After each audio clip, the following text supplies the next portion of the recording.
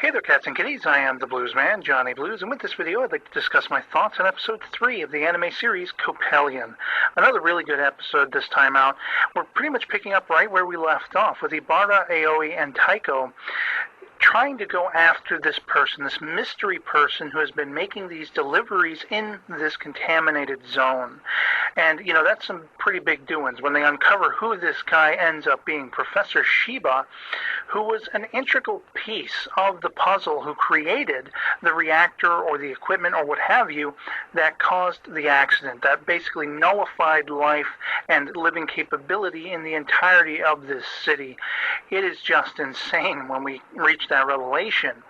But he is a proud man and an honorable man because he's trying very much to atone for his mistakes. He understands his responsibilities, and it is he who has been making the deliveries of food and water that have been purified and cultivated underground and everything like that for the people who have chosen, for whatever reason, to still live within this, whole contaminated zone.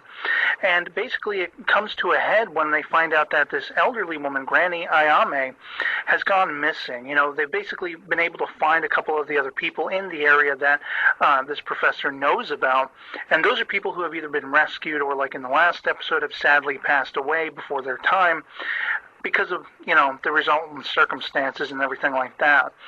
But basically, you have Ibarra deciding they have to go and help find this old lady, and there's this very sort of just shocking, revelation about the fact that all of these people left behind, the sick and the elderly, the people who they probably considered, they're going to be dead soon anyway.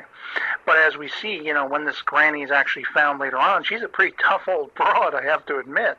But essentially, she's heard over the radio as saying there's some big crow-like monster above her, and she's petrified, she's scared to death, and this ends up being a B-2 stealth bomber that is from like pirateers or something like that, someone from outside the government and everything like that. How they got their hands on this vehicle, no one knows.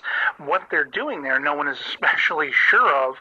And, essentially it all comes to a head with Ibarra being sent in headlong because she realizes soon thereafter that Granny Ayame has been captured by these people for having been seen by her. She goes head to head. She saves this old lady with expertly shot, smoke explosives and stuff like that. And they basically resolve by the end of this episode they have to find out who these people are. Now, I don't know if this professor is actually going to be successfully picked up, as is the orders being handed down to this trio, the group Coppelion. I don't know, if he's even going to survive by, when we pick up with the next episode.